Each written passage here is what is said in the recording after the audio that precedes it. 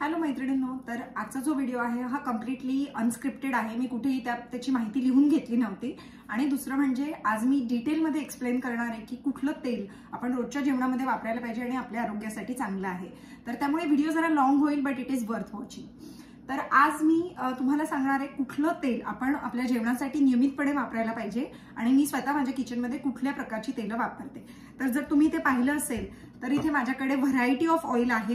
ह्याच्यामध्ये coconut oil आहे, त्यानंतर ऑलिव्ह ऑइल आहे, मोहरीचं तेल आहे, शेंगदाण्याचं तेल जे आपण नियमितपणे वापरतो ते तर आहेच आहे, त्याशिवाय तूप आहे, त्यानंतर बदामाचं तेल सुद्धा आहे आणि हे रिफाइंड ऑइल सुद्धा आहे.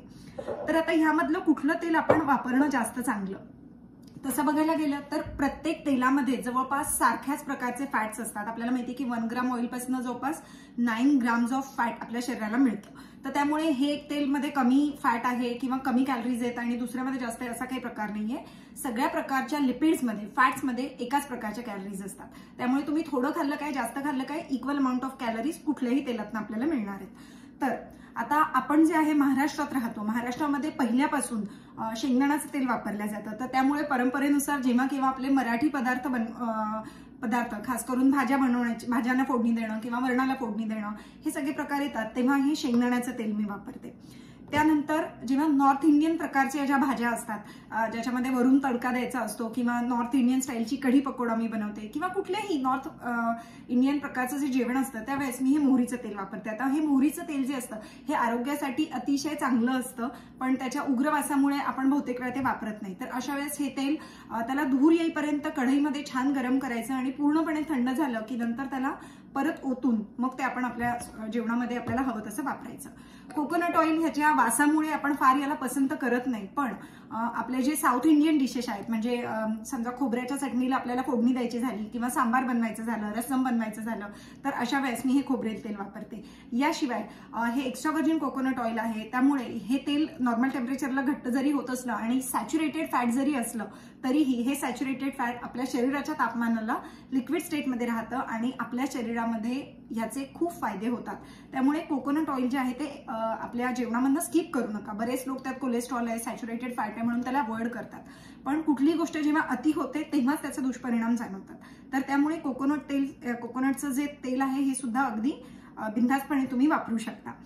यानंतर ऑलिव्ह ऑइल. तर आपलं मेडिटेरेनियन सलाड जे आपण वेगळे बनवतो ज्यामध्ये ऑलिव्ह ऑइल वापरण्याची गरज असते, अशा वेळेस मी हे ऑलिव्ह ऑइल वापरते. त्याची ड्रेसिंग वगैरे बनवते आणि त्याची चव अतिशय उत्तम असते.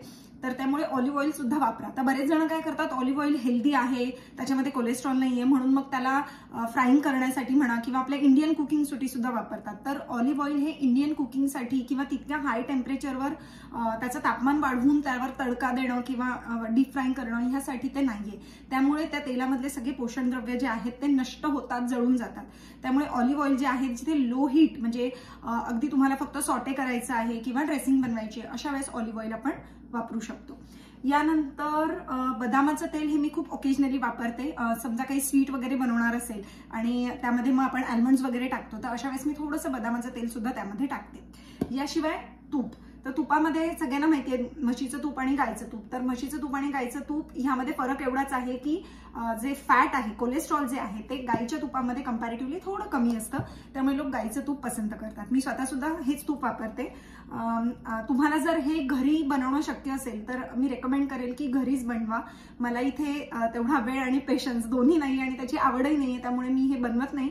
पण जर घरी तूप हे बनवलेलं असेल तर अतिशय उत्तम. हे जे तूप आहे हे आपण कधीतरी फोडणीमध्ये, तडक्याला फोडणी देताना, एखाद्या भाजीला फोडणी देताना, गोडाच्या पदार्थाला तर आपण वापरतोच, पण या व्यतिरिक्त वरण भातावर वरून घेणं, खिचडीवर वरून घेणं असा आपण ह्याचा वापर करू शकतो. हे नियमितपणे अगदी रोज भरघोस वापरणं फारसं चांगलं नाही आपल्या तब्येतीसाठी, कारण हे ॲनिमल बेस्ड प्रॉडक्ट आहे, त्यामुळे ह्याच्यामध्ये कोलेस्ट्रॉल हे थोड्या प्रमाणामध्ये असतं. ही जी सगळी तेलं आहेत ही प्लांट बेस्ड आहेत, त्यामुळे बऱ्याच वेळा आपण फसतो.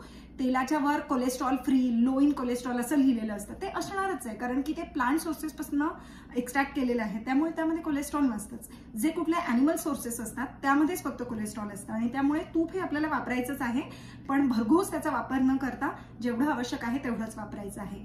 दुसरी एक गोष्ट तुम्हाला माहिती आहे का की आपण जेव्हा तूप वापरतो तेव्हा ते तूप आपण फक्त कार्ब सोबत न वापरता ते आपण प्रोटीन सोबत सुद्धा काय म्हणू शकतो कॉम्बिनेशन करून वापरायला हवं. जसं की वरण भातावर आपण तूप घेतो तर तेव्हा त्याची जी क्वालिटी आहे आणि त्याचे जे बेनिफिट्स आहेत हे जास्त वाढतात. पुरणाच्या पोळीवर आपण तूप घेतो. आपल्या पारंपरिक पद्धती नेव्हर फेल्स, आपल्या पारंपरिक पद्धती या नेहमी काही ना काही विचार करूनच पुढे आलेल्या असतात आणि त्यामुळे मला प्रत्येक वेळेस खूप आश्चर्य होतं या गोष्टींचं की अरे हे किती इम्पॉर्टंट आहे सगळं आणि आपल्याला माहीतच नाहीये. बट एनिवेज जेव्हा जेव्हा मला हे सगळं माहीत होईल मी ते तुमच्यापर्यंत नक्कीच पोहोचवेल. यानंतर हे आहे रिफाइंड ऑइल. तर रिफाइंड ऑइल जे आहे हे आपल्या तब्येतीसाठी फारसं चांगलं नसतं, पण तरी मी हे वापरते. हे खूप कमी वेळा, महिन्यातून साधारण एकदा वगैरे मी ते वापरते. जेव्हा मला खूप फ्राईंगचे पदार्थ बनवायचे असतात, काही डीप फ्राईंग करायचं असतं, अशा वेळेस महिन्यातनं एकदा वगैरे मी या तेलाचा वापर करते आणि त्यामुळे ही कॅन मला खूप दिवस जाते. मला अजिबात रिफाइंड ऑइल वर्षातनं 3 वेळा 4 वेळा एवढं मोठ्या कॅन्स आणायची गरज पडत नाही, कारण फ्राईंग हे खूप कमी वेळा माझ्या घरी केलं जातं. यानंतर आता तेल कुठले वापरायचे हे तर तुम्हाला कळलं की जवळपास सगळ्याच व्हरायटीचे तेल त्या प्रकारचे आपण जेव्हा पदार्थ बनवतो तेव्हा ते वापरायचे असतात.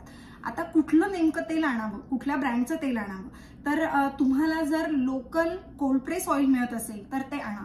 तुम्हाला हे माहिती आहे का की प्रत्येक कोल्ड प्रेस ऑइल हे घाण्याचं तेल असतंच असं नाही. घाण्याचं तेल आणि कोल्ड प्रेस ऑइल यामध्ये फरक आहे. जेव्हा आपण घाण्याच्या तेलामधनं तेलबियांमधनं तेल एक्स्ट्रॅक्ट केलं जातं त्यावेळी त्या तेलबियांवर उष्णतेची प्रक्रिया केली जाते जेणेकरून त्यातून जास्तीत जास्त तेल निघावं. पण जे कोल्ड प्रेस ऑइल असतं त्यामध्ये उष्णतेची कुठलीही प्रक्रिया केली जात नाही. कोल्ड प्रेसिंग करूनच त्यावर हलका पाण्याचा छिडकाव करतात जेणेकरून त्याची जी सालं आहेत ती लूज होतील आणि त्यातनं त्या बियांना क्रश करून कोल्ड प्रेस करूनच ते तेल निघेल. तर त्यामुळे कोल्ड प्रेस ऑइल हे नेहमी आपला प्रेफरन्स असला पाहिजे घाण्याच्या तेलापेक्षा. जर त्यावर लिहिलं असेल की कोल्ड प्रेस घाण्याचं तेल तर तुम्ही ते नक्कीच घ्या. यानंतर रिफाइंड ऑइल आणि कोल्ड प्रेस घाण्याचं तेल यामध्ये काय फरक आहे तर रिफाइंड तेलामध्ये आता हे जे तेल आहे हे जेव्हा मशीनमधनं एक्स्ट्रॅक्ट केलं आता हे जे आहे हे सूर्यफुलाचं तेल आहे आणि हे सुद्धा सूर्यफुलाचं तेल आहे. पण तुम्ही या दोघांच्या कलर मधला फरक बघू शकता.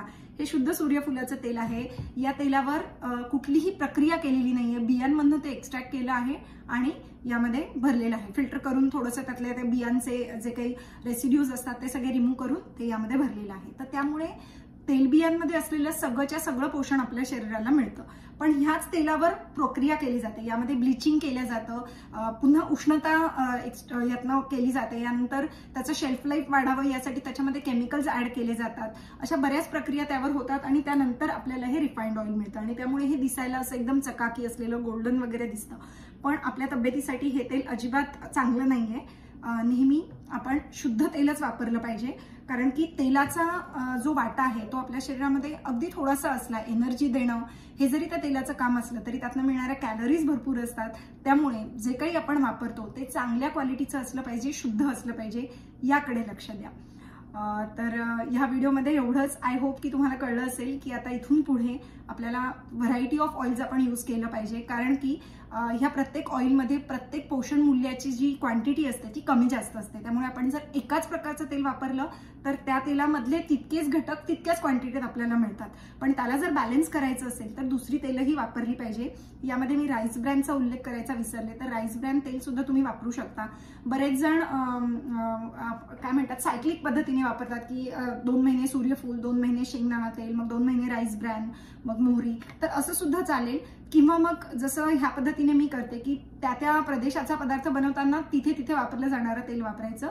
तर ह्या अशा पद्धतीने सुद्धा तुम्ही तुमच्या जेवणामध्ये चवीमध्ये व्हरायटी आणू शकता. आणि येस, स्टे हेल्दी. आणि तुम्हाला याबद्दल अजूनही काही प्रश्न असतील तर मला नक्की विचारा.